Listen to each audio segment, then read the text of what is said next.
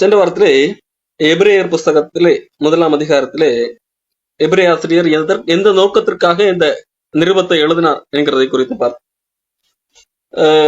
அன்றைக்கு இருந்த யூதத்திலிருந்து கிறிஸ்தவர்களானவர்கள், அப்படிப்பட்டவர்களிடத்திலே பலவிதமான கள்ள போதனைகள் வந்து அவர்கள் குழப்பத்தில் சில கிறிஸ்தவத்தை விட்டு விலகி செல்லலாம் என்கின்ற குழப்ப மனநிலையில் இருந்தவர்களுக்கு எழுதப்பட்ட ஒரு புஸ்தகம். அப்போ அப்படிப்பட்ட எந்த விதமான குழப்பங்கள் அல்லது எந்த விதமான தர்க்கங்கள் அன்றைக்கு காணப்பட்டதோ அதற்கு விளக்கம் அளித்து இங்க எழுதுகிறார். பெரும்பாலும் இயேசு கிறிஸ்துவுடைய தெய்வீக தன்மைக்கு எதிரான ஒரு கேள்வி அல்லது சந்தேகம், அப்படிப்பட்ட ஒரு குழப்பம் அன்றைக்கு காணப்பட்டது. இயேசு கிறிஸ்து ஒரு சாதாரண மனிதர் தான், அவர் இப்படி கடவுளாக முடியும் என்கிறது போன்ற அப்படிப்பட்ட கேள்விகள். ஆகவேதான் அவர்கள் தூதர்களை உயர்வாக கருதினார்கள், அல்லது இயேசு கிறிஸ்து ஒரு தூதன் தான் அப்படியும் கருதினார்கள், தூதனை காட்டிலும் கீழானவர் அப்படி கருதினார்கள். இப்படி ஆகவே இயேசு கிறிஸ்து சாதாரண மனிதர், வெறும் மனிதர் அல்ல, அவர் மனிதனாக வந்தவர், அவர் மனிதன் அல்ல, அவர் தூதர்களுக்கெல்லாம் அப்பாற்பட்டவர், மேலானவர், உண்மையிலே கடவுள் என்று சொல்லி விளக்கப்படுத்தி இங்கே எபிரேய ஆசிரியர் பேசுகிறார். அந்த அடிப்படையில தான் அவர் சொன்னதை நாம் பார்த்தோம். தேவதூதரை குறித்தோ தம்முடைய தூதர்களை காற்றுகளாகவும் தம்முடைய ஊழியக்காரரை அக்னி ஜுவாலைகளாகவும் செய்கிறார் என்று சொல்லி இருக்கிறது என்று சொல்லி சங்கீதத்திலே எழுதப்பட்ட இந்த காரியத்தை நாம் பார்த்தோம். அதாவது தூதர்கள் கடவுளுக்காக பணி செய்யும்படியாக படைக்கப்பட்டவர்கள், ஆண்டவர் செய்கிறார், உண்டாக்கப்பட்டவர்கள், தம்முடைய தேவைக்காக தம்முடைய பணிக்காக அவர் செய்கிறார். ஆனால் இயேசு கிறிஸ்து அப்படி அல்ல. குமாரனை குறித்து என்ன சொல்லப்பட்டிருக்கிறது என்று சொல்லி எபிரேயர் 1ஆம் அதிகாரம் 8ஆம் வசனத்திலிருந்து சொல்லப்பட்டிருக்கிறது. குமாரனை நோக்கி, தேவனே, உம்முடைய சிங்காசனம் என்றென்றைக்கும் உள்ளது, உம்முடைய ராஜ்யத்தின் செங்கோல் நீதியுள்ள செங்கோலாயிருக்கிறது, நீர் நீதியை விரும்பி அக்கிரமத்தை வெறுத்திருக்கிறீர், ஆதலால் தேவனே, உம்முடைய தேவன் உமது தோழரை பார்க்கிலும் உம்மை ஆனந்த தைலத்தினால் அபிஷேகம் பண்ணினார் என்று சொல்லப்பட்டிருக்கிறது. சங்கீதம் 45 இதை குறித்து சொல்லப்பட்டிருக்கிறது. அதாவது தூதர்களை குறித்து எப்படி சொல்லப்பட்டிருக்கிறது? அவர்களை காற்றுகளாகவும் தம்முடைய ஊழியக்காரரை குறித்தோ அக்னி ஜுவாலைகளாகவும் செய்கிறார் என்று சொல்லப்பட்டிருக்கிறது. ஆனால் குமாரன் அப்படிப்பட்டவர் அல்ல, காற்றுகளாகவும் அக்னி ஜுவாலைகளாகவும் ஆண்டவர் செய்ததல்ல, தன்னுடைய தேவைக்காக செய்யப்பட்டவர் அல்ல. குமாரனை குறித்து என்ன சொல்லப்பட்டிருக்கிறது? குமாரனை குறித்து தேவனே என்று சொல்லப்பட்டிருக்கிறது. குமாரனை குறித்து பிதாவாகிய தேவன் குமாரனை தேவனே என்று அழைத்து சொல்லப்பட்டிருக்கிறது என்று சொல்லி இங்கே எபிரேய ஆசிரியர் விளக்கப்படுத்துகிறார். சங்கீதம் 45 எடுத்து பேசுகிறார். சங்கீதம் 45 நாம் பார்ப்போம் என்று சொன்னால்,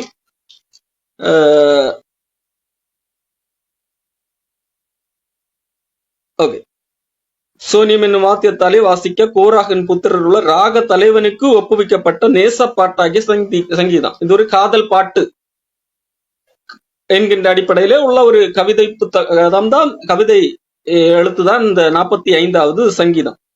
அதாவது ஒரு ராஜாவுடைய ஒரு திருமணம் சார்ந்த ஒரு பாடலாக இந்த பாடல் காணப்படுகிறது. ஆனால் இந்த பாடலிலே சாதாரண மனிதர்களுக்கு பயன்படுத்தக்கூடிய வார்த்தைகள் அல்ல, சாதாரண மனிதர்களுக்கு பயன்படுத்த முடியாத பல வார்த்தைகள் இந்த சங்கீத புத்தகத்திலே இருக்கிறதை நாம் காண முடியும். உதாரணத்திற்கு இங்கே சொல்லப்படுகின்ற சில வார்த்தைகள்,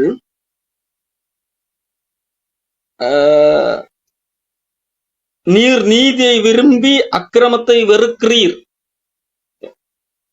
என்கிறதாகட்டும், தேவனுடைய சிங்காசனம் என்றென்றைக்கும் உள்ளது என்கின்ற இந்த வார்த்தைகளாகட்டும், இதெல்லாம் சாதாரண மனிதர்களுக்கு பயன்படுத்த முடியாத வார்த்தைகள். ஆகவே இந்த சங்கீதத்திலே ஒரு சாதாரண மனிதர்களுக்கு பயன்படுத்தக்கூடாத, சாதாரண மனிதர்களுக்கு அப்பாற்பட்ட சில வார்த்தைகள் பயன்படுத்தப்பட்டிருக்கிறது. ஆகவே இது வெறும் ஒரு சாதாரண மனிதர்கள் செய்யக்கூடிய அந்த திருமணத்துக்கு பயன்படுத்தக்கூடிய பாடல் அல்ல என்கிறதை யூதர்களும் அறிந்த ஒரு விஷயம்தான் இந்த சங்கீதம் 45. ஆகவே இந்த சங்கீதம் 45 என்பது இயேசு கிறிஸ்துவை குறித்த ஒரு வெளிப்பாட்டு பாடலாக இந்த சங்கீதம் 45 காணப்பட்டிருக்கிறது. இந்த காரணம் இந்த சங்கீதத்திலே இயேசு கிறிஸ்து எப்படிப்பட்டவர் என்கிறதைத்தான், அவருடைய குணாதிசயத்தை தான் இங்கே விளக்கப்படுத்தி இருக்கிறது, அல்லது அவருடைய தன்மை இந்த சங்கீதத்திலே விளக்கப்படுத்தி இருக்கிறது. இங்கிருந்துதான் எபிரேய ஆசிரியர் மேற்கோள் காட்டுகிறார். சங்கீதம் 45:6 சொல்லப்பட்டிருக்கிறது, தேவனே உமது சிங்காசனம் என்றென்றைக்கும் உள்ளது, உமது ராஜ்யத்தின் செங்கோல் நீதியுள்ள செங்கோலாக இருக்கிறது, நீர் நீதியை விரும்பி அக்கிரமத்தை வெறுக்கிறீர். ஆதலால் நீர் நீதியை விரும்பி அக்கிரமத்தை வெறுக்கிறீர், ஆதலால் தேவனே உமது தேவன். இங்கே பாருங்கள், தேவனே உமது தேவன். குமாரனை பார்த்து தேவனே என்று சொல்லப்படுகிற அதே வேளையிலே அந்த குமாரனுக்கு ஒரு தேவன் என்று சொல்லப்பட்டிருக்கிறது. தேவனே உமது தேவன், உமது தோழரை பார்க்கலும் உம்மை ஆனந்த தைலத்தினால் அபிஷேகம் பண்ணார் என்று சொல்லப்பட்டிருக்கிறது. இந்த வார்த்தையை தான் எபிரேய ஆசிரியர் எடுத்து பயன்படுத்துகிறார். அப்போ இதுதான் குமாரனை குறித்து சொல்லப்பட்டது. பிதாவானவர் தூதர்களை குறித்து என்ன சொல்லப்பட்டிருக்கிறது? அவர் தேவன் தம்முடைய தூதர்களை காற்றுகளாகவும் ஊழியக்காரரை அக்னி ஜுவாலைகளாகவும் செய்கிறார். தம்முடைய பயன்பாட்டிற்காக அவர்களை செய்கிறார், உருவாக்குகிறார் அல்லது பயன்படுத்துகிறார். ஆனால் குமாரனை குறித்து அப்படி சொல்லப்படவில்லை. குமாரனை குறித்து உம்முடைய சிங்காசனம் என்றென்றைக்கும் உள்ளது என்று சொல்லப்பட்டிருக்கிறது. அப்போ தூதர்கள் வேறு, இயேசு கிறிஸ்து அல்லது குமாரன் வேறு, மேலானவர் என்று சொல்லி அன்றைக்கு குழம்பிக் கொண்டிருந்த யூதர்களுக்கு விளக்கப்படுத்துகிறார். குமாரன் எப்படிப்பட்டவர்? சாதாரண மனிதர் அல்ல, அவர்கள் தூதர்களை காட்டிலும் தூதர்களுக்கு மேலானவர் என்று சொல்லுவதற்காக இங்கே சங்கீதத்திலிருந்து வார்த்தை எடுத்து பயன்படுத்துகிறார். அவருடைய நீதியின் ராஜ்யத்தின் செங்கோல் நீதியுள்ள செங்கோலாக இருக்கிறது, நீர் நீதியை விரும்பி அக்கிரமத்தை வெறுத்திருக்கிறீர், ஆதலால் தேவனே உம்முடைய தேவன் உமது தோழரை பார்க்கலும் உம்மை ஆனந்த தைலத்தினால் அபிஷேகம் பண்ணினார் என்று சொல்லப்பட்டிருக்கிறது. இது சாதாரண மனிதர்களுக்கு உரியதல்ல, என்றென்றைக்கும் நிலைத்திருக்கக்கூடிய ஒரு சிங்காசனம். அது இயேசு கிறிஸ்து குமாரனை குறித்த ஒன்றாக காணப்படுகிறது என்று சொல்லி இங்கே எபிரேய ஆசிரியர் சொல்லு. அடுத்து அத்தோடு நிறுத்தவில்லை, வேறும் சில ஆதாரங்களை இங்கே எபிரேய ஆசிரியர் எடுத்து பயன்படுத்துகிறார். இயேசு கிறிஸ்து நீங்கள் யூதர்கள் நினைப்பது போல ஒரு சாதாரண மனிதர் அல்ல, அல்லது அவர் தூதர்களுக்கு மேலாக எந்த அளவிற்கு உயர்ந்தவர் என்பதை சுட்டி காட்டும்படியாக 10ஆம் வசனம், எபிரேயர் 1:10, கர்த்தாவே நீர் ஆதியிலே பூமியை அஸ்திபரப்படுத்தினீர், வானங்கள் உம்முடைய கரத்தின் கிரியைகளாக இருக்கிறது, அவைகள் அழிந்து போம், நீரோ நிலைத்திருப்பீர், அவைகளெல்லாம் வஸ்திரம் போல் பழமையாய்ப்போம், ஒரு சால்வையை போல் அவைகளை சுருட்டுவீர், அப்பொழுது மாறிப்போம், நீரோ மாறாதவராக இருக்கிறீர், உம்முடைய ஆண்டுகள் முடிந்து போவதில்லை என்றும் சொல்லி இருக்கிறது. அப்போ இங்க என்ன சொல்லப்பட்டிருக்கிறது? இது சங்கீதம் 102 சொல்லப்பட்டிருக்கிறது. 102 25-27 வரைக்கும் சொல்லப்பட்ட வசனம். இங்கே கர்த்தாவே என்று சொல்லி ஆரம்பித்து சொல்லப்படுகிறது. அப்போ கடவுள் படைக்கிறவராக காணப்படுகிறார். பூமியை அஸ்திபாரப்படுத்தினீர், வானங்கள் உம்முடைய கரத்தின் கிரியைகளாக இருக்கிறது. அப்போ இது தூதர்கள் செய்கிற செயல் அல்ல, தூதர்கள் படைக்கப்பட்டவர்கள். இவர் ஆதி முதலே இருக்கிறவராக இருக்கிறார், பூமியை அஸ்திபாரப்படுத்தினவராக இருக்கிறார். அவர் எதை வேண்டுமானாலும் செய்வார். அவர் பூமியை சால்வையை போல சுருட்டுவார், அது பழமையாய் போகும். நீரோ இதெல்லாம் மாறி போகும், பழசு புதுசு பழசாகும், இதெல்லாம் மாறும். அதே வேளையிலே நீரோ மாறாதவராக இருக்கிறீர், உம்முடைய ஆண்டுகள் முடிந்து போவதில்லை என்று சொல்லி சொல்லப்பட்டிருக்கிறது. ஆகவே குமாரன் சாதாரண நபர் கிடையாது. ஆகவே நீங்கள் குழம்ப கூடாது என்று சொல்லி இங்கே சங்கீதக்காரன் சொல்லுகிறார். அதோடு நிறுத்தவில்லை, இன்னும் ஒரு காரியத்தை சொல்லுகிறார். மேலும் நான் உம்முடைய சத்துருக்களை உமக்கு பாதபடியாக்கி போடும் வரைக்கும் நீர் என்னுடைய வலது பாரசத்திலே உட்காரும் என்று தூதர்களில் யாருக்காவது எப்போதாகிலும் அவர் சொன்னதுண்டோ? தூதர்களை பார்த்து கடவுள் இப்படி சொல்லுவாரா, நீ என் பக்கத்துல உட்காரு, சத்துருக்களை உன் காலுக்கு கீழே போடுற வரைக்கும் நீ என்னுடைய வலது பாரசத்துல உட்காரு என்று சொன்னாரா? இல்ல, குமாரனை பார்த்துதான் சொன்னார். அப்ப தூதர்கள் வேறு, குமாரன் வேறு. அப்ப இயேசு கிறிஸ்துவை அன்றைக்கு எப்படி சிலர் மதிப்பு குறைத்து வைத்திருந்தார். தேவன் வேறு, இயேசு கிறிஸ்து குறைவானவர், தூதர்களிலே ஒருவர். இன்னைக்கும் பலர் இருக்கிறார், யெகோவா சாட்சிகள் என்று சொல்லி ஒரு குழு இருக்கிறது. அது இயேசு கிறிஸ்து கொஞ்சம் கீழானவர் என்கின்ற, அவரும் பிதாவுக்கு கீழானவர், அதாவது படைப்பிலே படைக்கப்பட்டவர் என்கின்ற ரீதியிலே பேசுகிறவர்கள் உண்டு. அப்படிப்பட்ட குழப்பம் அன்றைக்கு யூதர்களுக்கு காணப்பட்டது. ஆகவேதான் விளக்கப்படுத்துகிறார், இல்லை, தூதர்கள் வேறு. தூதர்கள் தேவனுக்கு பணிவிடை செய்ய வருகிறவர்கள் அல்லது தேவனால் உருவாக்கப்பட்டவர்கள். ஆனால் இவர் ஆதி முதல் இருக்கிறவராக இருக்கிறார் என்று சொல்லி சங்கீத புஸ்தகத்திலிருந்து சில தீர்க்க தரிசன பகுதிகளை மேற்கோள் காட்டி சொல்லுகிறார். இப்போது கூட சங்கீதம் 110 உள்ள சங்கீதத்தை தான் இங்கேயும் மேற்கோள் காட்டுகிறார். சங்கீதம் 110 என்ன சொல்லப்பட்டிருக்கிறது? கர்த்தர் என் ஆண்டவரை நோக்கி, பிதாவாகிய தேவன் என் ஆண்டவரை நோக்கி. அப்போ இங்க கர்த்தர் வருகிறது, ஆண்டவர் வருகிறார்.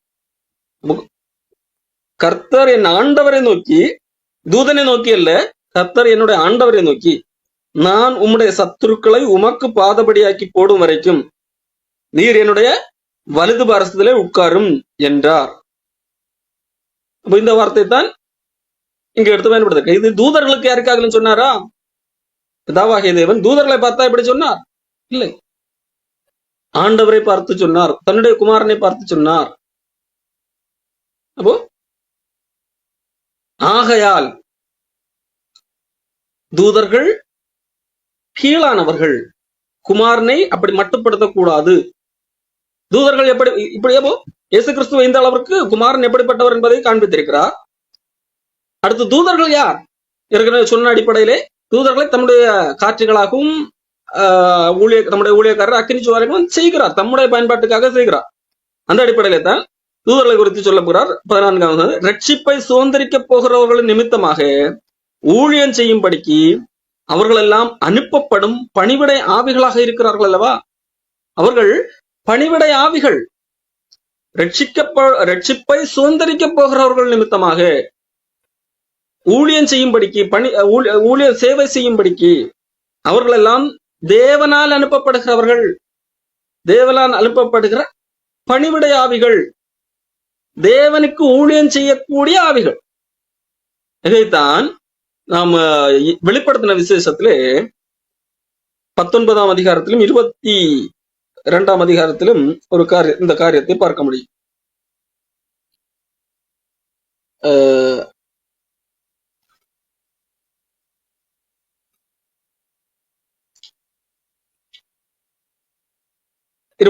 வெளிப்படுத்தின விசேஷம் 22ஆம் அதிகாரம் 8ஆம் வசனம். யோவானுக்கு பல காரியங்களை தேவன் இயேசு கிறிஸ்து மூலமாக தன்னுடைய தூதனை அனுப்பி வெளிப்படுத்தி காண்பிக்கிறார். ஒரு தூதன் தான் இந்த காரியங்களை எல்லாம் யோவானுக்கு வெளிப்படுத்தி காண்பிக்கிறார். அப்ப அந்த தூதனை தூதன் இடத்துல யோவான் என்ன செய்கிறான்? வெளிப்படுத்தின விசேஷம் 22:8, யோவானாகிய நானே இவைகளை கண்டும் கேட்டும் இருந்தேன். நான் கேட்டு கண்டபோது இவைகளை எனக்கு காண்பித்த தூதனை வணங்கும்படி அவன் பாதத்தில் விழுந்தேன். யாரு? தூதனுடைய பாதத்திலே யோவான் விழுகிறான். அதற்கு அவன், அந்த தூதன், நீ இப்படி செய்யாதபடிக்கு பார், உன்னோடும் உன் சகோதரரோடும் தீர்க்கதரிசிகளோடும் இந்த புஸ்தகத்தின் வசனங்களை கை கொள்ளுகிறவர்களோடும் கூட நானும் ஒரு ஊழியக்காரன், தேவனை தொழுது கொள் என்றான். பாருங்கள், தூதனது ஒரு ஊழியக்காரன், பணிவிடை ஆவி. பணிவிடை ஆவிகள் என்றால் ஊழியம் செய்யக்கூடிய ஆவி, ஸ்பிரிட். அப்போ தேவன் அனைத்தையும் படைக்கிறவராக இருக்கிறார். தூதர்கள் என்கிறவர்கள், ஏஞ்சல் என்கிறவர்கள் பணிவிடை செய்யும்படியானவர்கள். தேவனுக்கு பணிவிடை செய்யக்கூடியவர்கள் பணிவிடை ஆவிகளாக இருக்கிறார்கள். அப்ப அவர்களை ஆண்டவர் மனிதர்களிடத்தில் எந்த காரியத்திற்காக பயன்படுத்திருக்கிறாராம்? ரட்சிப்பை சுதந்திரிக்க போகிறவர்கள் நிமித்தமாக ஊழியம் செய்யும்படிக்கு அவர்கள் எல்லாம் அனுப்பப்படும் பணிவிடை ஆவிகளாக இருக்கிறார்கள். அப்போ ரட்சிப்பை சுதந்திரிக்க போகிறவர்களுக்காகவும் தேவனால் அனுப்பப்பட்டு வேலை செய்கிறவர்களாக காணப்படுகிறார்கள். அப்போ ரட்சிப்பை சுதந்திரித்தல் என்பது இயேசு கிறிஸ்து வரும்போது நாம் மீட்படைந்த அவரை போல மாறுதல், நாம் அந்த சுதந்திரத்திலே முழுமையாக பங்கு எடுக்க போகிறோம். அது நடந்து முடிய போகிற ஒரு காரியம் இனிமேல். அப்போ அவர்கள் நிமித்தமாக அவர்களுடைய வாழ்க்கையிலே ஊழியம் செய்யும்படியாக பணி ஆண்டவரால் அனுப்பப்படுகிறவர்கள் தான் தூதர்கள். ஆனால் தேவனோ இவை எல்லாவற்றுக்கும் மேலானவராக காணப்படுகிறார். இயேசு குமாரனோ மேலானவராக காணப்படுகிறார். தூதர்கள் தேவனுடைய செய்தியை நிறைவேற்றுகிற ஊழியக்காரர்கள், மனிதர்களுக்காகத்தான். உதாரணத்துக்கு தானியேல் புஸ்தகத்திலே படித்தால், தானியேல் ஒரு ஜெபம் பண்ணி கொண்டிருக்கிறார். ஜெபம் பண்ணி கொண்டிருக்கும் போது ஒரு தூதன் வருகிறான். கபிரியேல் வந்து சொல்லுகிறான், நீ ஜெபம் பண்ண போதே உத்தரவு பிறந்தது, ஆனால் நான் வருகிற வழியிலே ஒருத்தன் என்னை எதிர்த்து நின்றான். உன்னிடத்துல இந்த செய்தியை வந்து சேர்க்கக்கூடாது என்கிறதற்காக எதிர்த்து நின்றான். அப்போ என்னது, மிகாவேல் வந்து அவனோட போரிட்டான், நான் இடத்துல வந்தேன் என்பதாக சொல்லுவேன். அப்போ இங்கே தூதர்கள் தேவனுடைய செய்தியை இங்கே கொண்டு வருகிறவர்களாக இருக்கிறார்கள். மனிதர்களுக்கு புலப்படாமல் எதிரிகள், அதாவது சத்துருக்கள் என்று சொன்னால் சாத்தான், அவர்கள் செய்கின்ற எந்தவித கண்ணிகளிலிருந்தும் அவர்கள் எப்படி கண்ணுக்கு தெரியாமல் தவறு கெடுதல் செய்வார்களோ அந்த கெடுதலிருந்து தப்புவிக்கும்படியாக ஆண்டவர் தூதர்களையும் நியமித்திருக்கிறார். அப்போ இவர்கள் பணிவிடை ஆவிகளாக இருக்கிறார்கள்.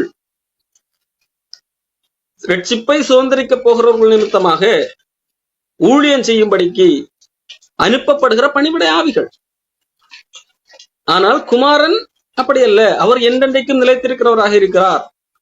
அவர் தனக்கு பிதாவான் அவர் சொல்கிறார், நீ என்னுடைய வலது பக்கத்தில் உட்காரும், உங்களுடைய சத்துருக்களை ஒட்டுமொத்தமாக உங்களுடைய பாதபடி ஆக்கி போடுகிற வரைக்கும் நீ என்னது, நீர் என்னுடைய வலது பாரசத்திலே உட்காரும். அதாவது வலது பாரசத்திலே உட்காரும் என்று சொன்னால் இணை, ஈக்குவல். பிதாவானவர் அல்லது அதாவது யூதர்கள் நம்பின தேவன், அந்த தேவன் அவருக்கு இணையாக இயேசு கிறிஸ்து இருக்கிறார். அந்த யூதர்கள் என்ன நம்பினார்கள், தேவன் இருக்கிறார், அதற்கு கீழாக உருவாக்கப்பட்டவராக ஒரு தூதனை போல இயேசு கிறிஸ்து காணப்படுகிறார் என்று சொல்லி நம்பினார்கள். யூதர்கள் என்று சொன்னால் யூதர்களில் ஒரு கூட்டம் கிறிஸ்தவத்தை ஏற்றுக்கொண்ட பின் அவர்களுக்குள்ளாக குழப்பம் ஏற்படுத்தின ஒரு கூட்டம். இன்றைக்கும் சிலர் அப்படி காணப்படுகிறார். அவர்கள் என்ன நம்புகிறார்கள், தேவன் இருக்கிறார், அவர்களிலே அதற்கு கீழாக தூதர்கள் இருக்கிறார்கள், அதிலே ஒரு முக்கியமானவர் தான் இயேசு கிறிஸ்து. அப்படி நம்புகிறவர்கள் உண்டு. அது தேவனுக்கு கொஞ்சம் கீழாக, தேவனால் படைக்கப்பட்டவராக. ஆனா இங்கே எபிரேய ஆசிரியர் பழைய ஏற்பாட்டில் இருந்து எடுத்து காண்பிக்கிற வேத பகுதி இல்லை, ஈக்குவல், பிதாவுக்கு சமமானவராக. அதனால்தான் வலது பாரதம் என்று சொன்னா சமமாக இருக்கிறார். ஆகவே தான் அந்த காரியம் சொல்லப்பட்டிருக்கிறது. ஆனால் தூதர்களை குறித்து அப்படி சொல்லப்பட்டிருக்கு. அவர்கள் அனுப்பப்படுகிற தேவனுடைய செய்தியை நிறைவேற்றுகிறது. தேவன் ஒரு செய்தி கொடுக்க சொன்னால் செய்தி கொண்டு வருவார்கள். அனுப்பப்படுகிற பணிவிடை ஆவிகள். இதெல்லாம் எதற்காக சொல்லுகிறார்? 2ஆம் அதிகாரம். ஆகையால் இவ்வளவு காரியத்தை சொல்லிவிட்டு, தூதர்கள் எப்படிப்பட்டவர்கள், குமாரன் எப்படிப்பட்டவர் என்கின்ற அந்த காரியத்தை சொல்லிவிட்டு, நாம் கேட்டவைகளை விட்டு விலகாதபடிக்கு அவைகளை மிகுந்த ஜாக்கிரதையாய் கவனிக்க வேண்டும். ஆகவே நாம் கேட்டவைகளை விட்டு விலகக்கூடாது. அன்றைக்கு இருந்த யூதர்களை சிலர் கேட்டவைகளை விட்டு விலகுகிறவர்களாக காணப்பட்டார்கள். அப்ப அவர்களை பார்த்து சொல்லுங்க, கேட்டவைகளை விட்டு விலகாதபடிக்கு ஜாக்கிரதையாக இருக்க வேண்டும், ஜாக்கிரதையாக கவனிக்க வேண்டும். ஏனென்று சொன்னால், தேவதூதர் மூலமாக சொல்லப்பட்ட வசனத்திற்கு விரோதமான எந்த செய்கைக்கும் கீழ்ப்படியாமைக்கும் நீதியான தண்டனை வரத்தக்கதாக அவர்களுடைய வசனம் உறுதிப்படுத்தப்பட்டிருக்க, இங்கே தேவதூதர்கள் வழியாக சொல்லப்பட்ட வேத வசனம், இங்கே எபிரேய ஆசிரியர் எதை பேசுகிறார்னு சொன்னால், மோசே வழியாக கொடுக்கப்பட்ட முதலாவது நியாயப்பிரமாணம், முதலாவது ஏற்பாடு, பழைய ஏற்பாடு, அதை குறித்து பேசுகிறார். அப்போ மோசே மூலமாக கொடுக்கப்பட்ட நியாயப்பிரமாணம் அந்த வசனத்துக்கு விரோதமான எந்த செய்கைக்கும் கீழ்ப்படியாமைக்கும் நீதியான தண்டனை வரத்தக்கதாக அவர்களுடைய வசனம் உறுதிப்படுத்தப்பட்டிருந்தது. நியாய பிரமாணத்தின்படி செய்கிறவன் பிழைப்பான், அவைகளின்படி மீறுகிறவன் சாவான் என்று சொல்லி அந்த வசனம் உறுதிப்படுத்தப்பட்டிருந்தது. இவைகளை செய்கிறவனே இவைகளால் பிழைப்பான் என்று சொல்லி. அப்படி இருக்க அந்த ஏன் இங்க மோசே வழியாக கொடுக்கப்பட்டது என்று சொல்லாமல் தேவதூதர்கள் வழியாக கொடுக்கப்பட்டது என்று சொல்லப்பட்டிருக்கிறது? காரணம், மோசைக்கு கடவுள் தேவதூதர்கள் வழியாக கட்டளைகளை கொடுக்கிறார் என்கிறதை நாம் புரிந்து கொள்ள வேண்டும். இதை குறித்து வேதாகமத்திலே சில இடங்கள்ல சொல்லப்பட்டிருக்கு. கலாத்தியர் புஸ்தகத்திலே 3ஆம் அதிகாரம் 19 சொல்லப்பட்டிருக்கிறது, நியாயப்பிரமாணம் வாக்குத்தத்தம் பெற்ற சந்ததி வருமளவும் அது அக்கிரமங்களின் நிமித்தமாக கூட்டப்பட்டு தேவதூதரை கொண்டு மத்தியஸ்தன் கையிலே கட்டளையிடப்பட்டது. தேவதூதனை கொண்டு மத்தியஸ்தனாகிய மோசையின் கையிலே கட்டளையிடப்பட்டதுதான் இந்த நியாயப்பிரமாணம் என்று சொல்லி கலாத்தியர் 3ஆம் அதிகாரம் 13ஆம் வசனத்திலே சொல்லப்பட்டிருக்கிறது. ஆகவே அப்படிப்பட்ட தேவதூதர்களால் கொடுக்கப்பட்ட, அன்றைக்கு தேவதூதர்கள் மூலமாக மோசைக்கு கொடுக்கப்பட்ட, அன்றைக்கு இஸ்ரவேல் மக்களுக்கு சொல்லப்பட்ட அந்த வசனத்திற்கு விரோதமான, அந்த வசனத்துக்கு விரோதமான செய்கைக்கும் கீழ்ப்படியாமைக்கும் நீதியான தண்டனை, எந்தெந்த தவறு செய்கிறதோ அந்த தவறுக்கேற்ற நீதியான தண்டனை வரத்தக்கதாக அந்த வசனம் உறுதிப்படுத்தப்பட்டிருந்தது. அப்படியானால் அது யார் மூலமாக கொடுக்கப்பட்டது? தேவதூதர் மூலமாக மோசை வழியாக கொடுக்கப்பட்டது. கடவுள் கொடுத்ததுதான் இப்படி, ஆனால் அந்த வழி தேவதூதர் மூலமாக கொடுக்கப்பட்டது. அப்படியானால் இப்பொழுது கடவுளே நேரடியாக, தேவதூதர் வழியாக இல்லை, கடவுளே மனிதனாக குமாரன் வழியாக இயேசு கிறிஸ்து மூலமாக, கர்த்தர் இங்கு தூதனை அனுப்பி கொடுக்கவில்லை, கர்த்தரை நேரடியாக கொடுக்கிறார். முதலாவது கர்த்தர் மூலமாக அறிவிக்கப்பட்டு இயேசு கிறிஸ்து இங்க பூமியிலே மனிதனாக வந்து அவரே நேரடியாக அறிவிக்கிறார். கர்த்தர் மூலமாக அறிவிக்கப்பட்டு பின்பு அவரிடத்தில் கேட்டவர்களாலே, அவர்களிடத்தில் கேட்ட அப்போஸ்தலர்களாலே நமக்கு உறுதியாக்கப்பட்டதும்.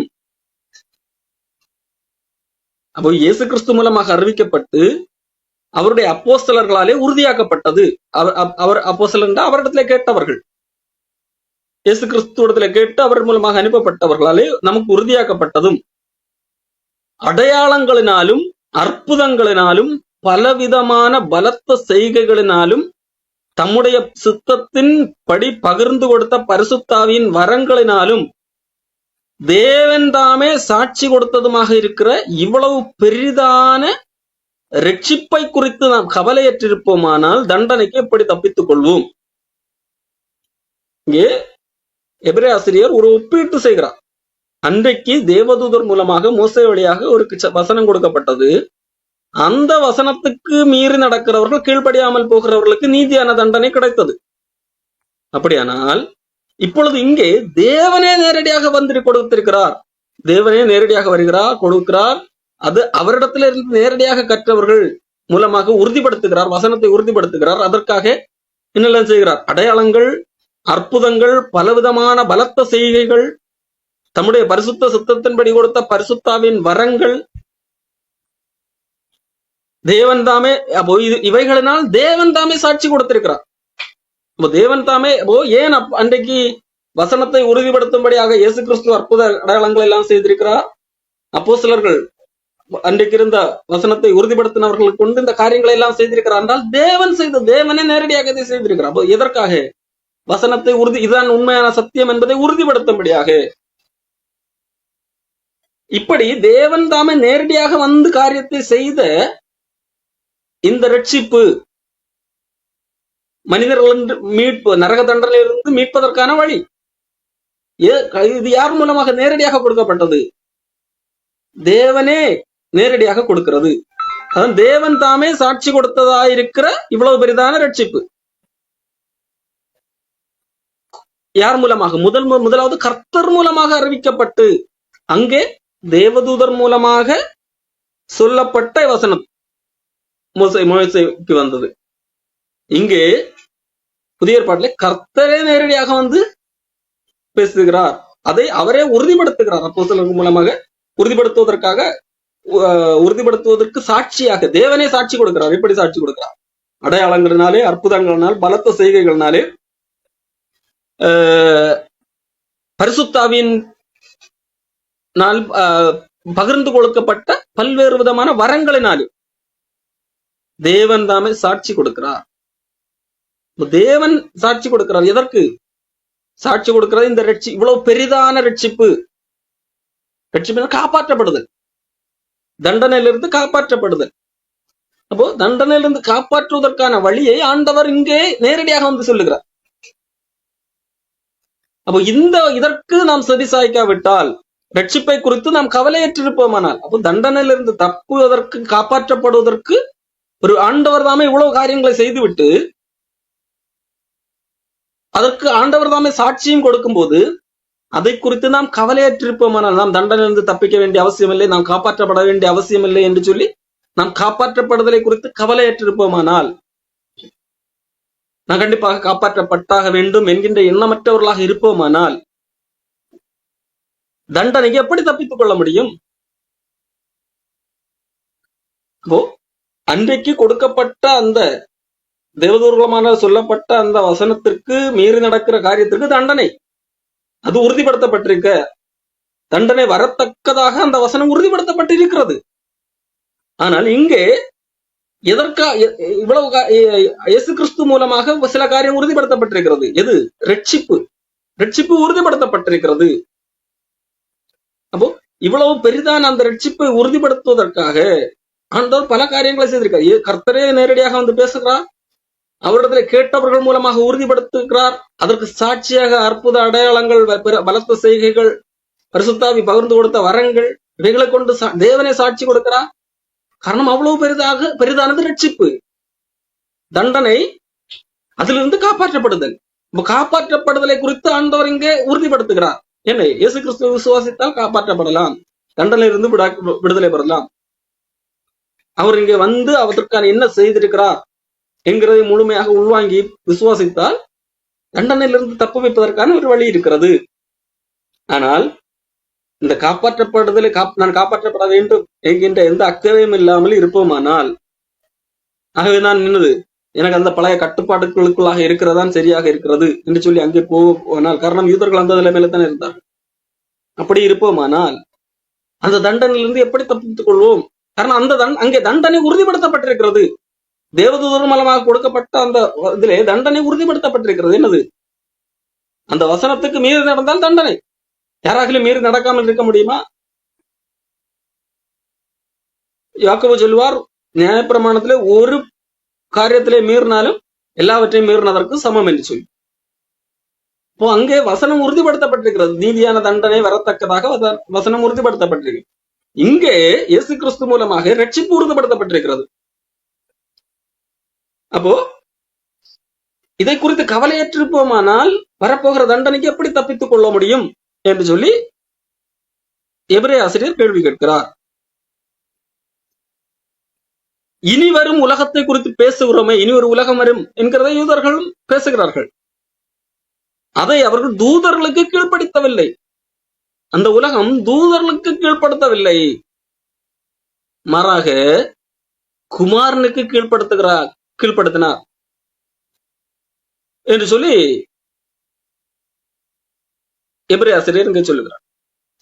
அப்போ அன்றைக்கு மக்கள் இயேசு கிறிஸ்துவோடைய செயலை, இயேசு கிறிஸ்து இங்கே பூமிக்கு வந்தார், எதற்காக வந்தார் என்கிறதை முழுமையாக ஏற்றுக்கொள்ளாமல் சில யூதர்கள் இருந்தார்கள்.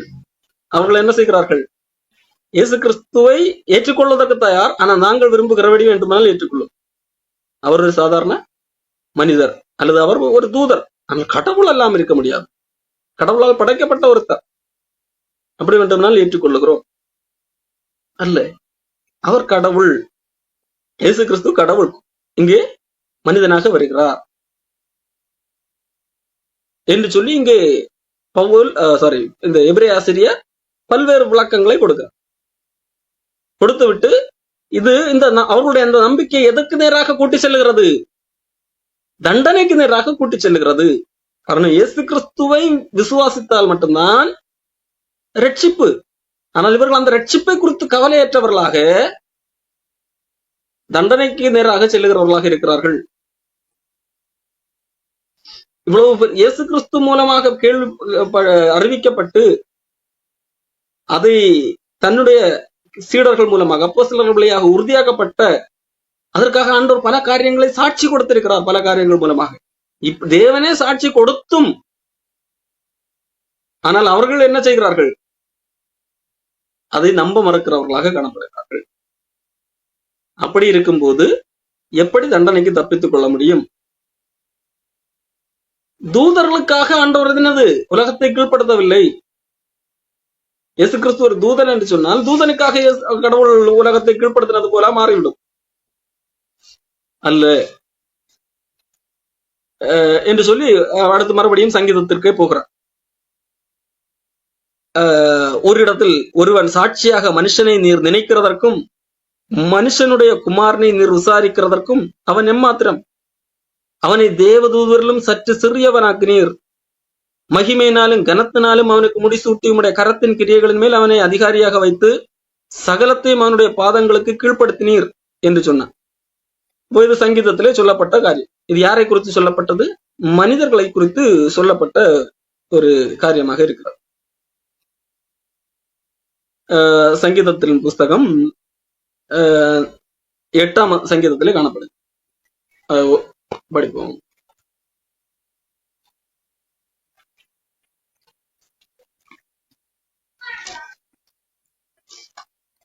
சங்கீதம் 8 4ஆம் வசனத்திலிருந்து மனுஷனை நீர் நினைக்கிறதற்கும் மனுஷகுமாரனை நீர் விசாரிக்கிறதற்கும் அவன் எம்மாத்திரம்? மனுஷன் எம்மாத்திரம்? நீர் அவனை தேவதூதரிலும் சற்று சிறியவனாக்கினே. மனிதனை தேவதூதரிலும் சற்று சிறியவனாக்கி மகிமையினாலும் கனத்தினாலும் அவனை முடிசூட்டினேன். உம்முடைய கரத்தின் கிரியைகளின் மேல் நீர் அவனுக்கு ஆளுகையும் தந்து சகலத்தையும் அவனுடைய பாதங்களுக்கு கீழ்ப்படுத்தினீர். ஆடு மாடுகள் எல்லாவற்றையும், காட்டு மிருகங்கள், ஆகாயத்து பறவைகள், சமுத்திரத்து மச்சங்கள், கடல்களில் சஞ்சரிக்கிறவைகள் அவனுடைய பாதங்களுக்கு கீழ்ப்படுத்தினீர். எங்கள் ஆண்டவராகிய கர்த்தாவே, உம்முடைய நாமம் பூமி எங்கும் எவ்வளவு மேன்மையாக இருக்கிறது. அப்போ இது மனிதனை படைத்த போது ஆண்டவர் மனிதனை தேவதூதருக்கு சற்று சிறியவராக படைத்தார்.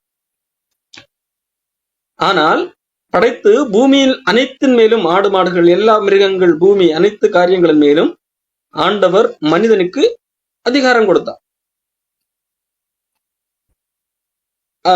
என்று சொல்லி அங்கே சங்கீதம் சொல்லப்பட்டிருக்கு. அதே வசனத்தை தான் இங்கே எபிரேய ஆசிரியர் எடுத்து பயன்படுத்துகிறார். சகலத்தையும் அவனுக்கு கீழ்ப்படுத்தினார் என்று சொல்லி சொல்லப்பட்டிருக்கிறது அல்லவா? சகலத்தையும் அவனுக்கு கீழ்ப்படுத்தினார் என்கிற விஷயத்திலே அவனுக்கு கீழ்ப்படுத்தாத பொருள் ஒன்றுமில்லை. அப்போ சகலத்தையும் கீழ்ப்படுத்தினார் என்று சொல்லும் போது அவனுக்கு கீழ்ப்படுத்தாத ஒரு பொருளும் இல்லை. அப்படி இருக்க இன்னும் அவனுக்கு சகலமும் கீழ்பட்டிருக்க காணோம். அப்ப இப்படி இருக்கும்போது இன்னைக்கு பார்க்கும்போது மனிதனுக்கு எல்லாம் கீழ்பட்டிருக்கிறதா? அப்படி காணோம். என்றாலும் தேவனுடைய கிருபையினாலே ஒவ்வொருவருக்காகவும் மரணத்தை ருசி பார்க்கும்படிக்கு தேவதூதரிலும் சற்று சிறியவராக்கப்பட்டிருந்த இயேசு மரணத்தை உத்தரித்த நிமித்தம் மகிமையினாலும் கனத்தினாலும் முடிசூட்டப்பட்டதை காண்கிறோம். அப்போ மனிதர்களை குறித்து அங்கே சொல்லும் போது மகிமையினாலும் கனத்தினாலும் முடிசூட்டினார், சகலத்தையும் அவனுக்கு கீழ்ப்படுத்தினார் என்று சொல்லப்பட்டிருக்கிறது அல்லவா? அப்படி இருக்கும்போது இன்னைக்கு நாம பார்க்கும்போது அப்படிப்பட்ட ஒரு சூழ்நிலையை நாம் பார்க்க முடியவில்லை, காணோம் அங்கே. ஆனால் அப்படி சொல்லப்பட்டிருக்கிறது. அது எப்படி என்று சொல்லி இங்கே சொல்லப்பட்டு, அப்போ இயேசு கிறிஸ்து தேவதூதர்களை காட்டிலும் சிறியவராக மாற்றப்பட்டார். இதுதான் பிலிப்பியர்ல சொல்லப்பட்டிருக்கிறது. தம்மை தாமே வெறுத்து அடிமையின் ரூபம் எடுத்து மனுஷ சாயலானார். இயேசு கிறிஸ்து தேவன் தேவதூதரை காட்டிலும் சிறியவராக்கப்பட்டிருந்த மனிதன், சிறிய நிலைமையில படைக்கப்பட்ட மனிதன். அந்த மனுஷ ரூபம் எடுத்து இயேசு கிறிஸ்து வருகிறார். வந்து மரணத்தை ருசி பார்க்கும்படிக்கு தேவதூதரிலும் சற்று சிறியவராக்கப்பட்டிருந்த இயேசு கிறிஸ்து தேவனாகவே இருக்கின்ற போது அவருக்கு மரணத்தை ருசி பார்க்க முடியாது. மரணம் இல்லை, கடவுளுக்கு மரணம் இல்லை, ஆதியும் இல்லை, அந்தமும் இல்லை.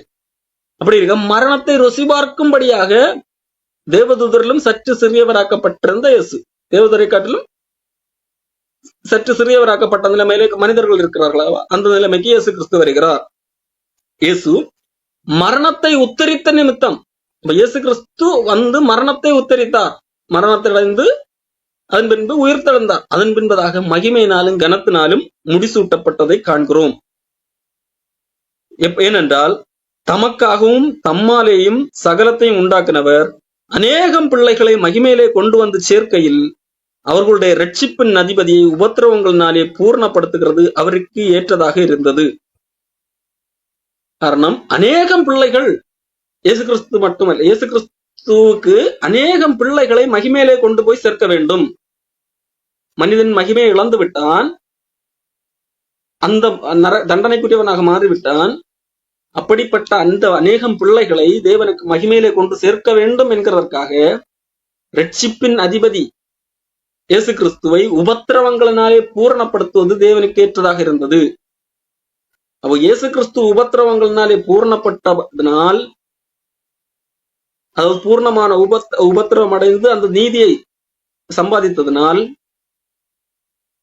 இயேசு கிறிஸ்து மட்டுமல்ல, இங்கே காணப்படுகிற பிள்ளைகள், பூமியிலே காணப்பட்டிருக்கிற தேவதூதரை காட்டிலும் சற்று சிறியவராக காணப்படுகிற இந்த மனிதர்கள் ஒட்டுமொத்த பேரையும் மகிமையிலே கொண்டு வந்து சேர்க்கும்படியாக தேவனுக்கு பிரியமாயிற்று. ஆகவே தான் இயேசு கிறிஸ்து தேவதூரை காட்டிலும் சிறியவர் ஆக்கப்பட்டிருந்தார். உண்மையிலே இயேசு கிறிஸ்து தேவதூரை காட்டிலும் சிறியவர் அல்ல, அல்லது தேவதூதன் என்கின்ற நிலை உள்ளவர் அல்ல. அவர் தேவதூதரை காட்டிலும் சிறியவராக்கப்பட்டிருந்தார். எதற்காக? மரணத்தை ருசி பார்க்கும்படியாக. தேவனாகவே இருந்தால் மரணத்தை ருசி பார்க்க முடியாது. தேவனுக்கு மரணம் கிடையாது. ஆகவே மரணத்தை ருசி பார்க்க வேண்டும் என்பதற்காக தேவதூதரை காட்டிலும் சிறியவராக்கப்பட்ட நிலைமையிலே வந்தார். இதுதான் விஷயமே தவிர, நீங்கள் நினைக்கிறது போல யூதர்களே, அல்லது கிறிஸ்தவத்துக்கு எதிராக விமர்சனம் வைக்கிறவர்களே, நீங்கள் நினைக்கிறது போல அவர் சாதாரண மனிதர் அல்ல, அல்லது தேவனை காட்டிலும் குறைந்த தேவனால் படைக்கப்பட்ட ஒரு தூதர் என்கின்ற கேட்டகரியில் உள்ளவர் அல்ல. அவர் கடவுள். ஏன் அப்பொழுது இந்த கீழ் நிலைமையிலே காணப்படுகிறார்? கையறு நிலையிலே சில நிலைகளில் இருந்தார், சிலுவையில தொங்கினார் என்றால், அவர் இந்த சகலத்தையும் கீழ்ப்படுத்தினார். மனிதர்களுக்கு சகலத்தையும் கீழ்ப்படுத்தினார் என்று சொல்லப்பட்டிருக்கிறது அல்லவா? ஆனால் சகலம் அவனுக்கு கீழ்பட்டிருக்கவில்லை தற்போது. ஆகையால் அந்த அந்த அந்த வார்த்தை நிறைவேறத்தக்கதாக இயேசு கிறிஸ்து சிறியவராக்கப்பட்டார். சிறியவராக இங்கே பூமியிலே வந்த தேவதூதரை காட்டிலும் சிறியவராக, அதாவது மனித அந்த நிலைமையிலே அடிமையின் ரூபம் எடுத்து வந்தார். வந்து மரணத்தை உத்திரித்து அவர் மகிமை அடைந்தார். அதே மகிமையிலே மற்ற பிள்ளைகளை சேர்க்கும்படியாகத்தான் அந்த காரியத்தை செய்தார் என்று சொல்லி இங்கே எபிரேய ஆசிரியர் விளக்கப்படுகிறார். தொடர்ந்து அடுத்த வாரத்தில்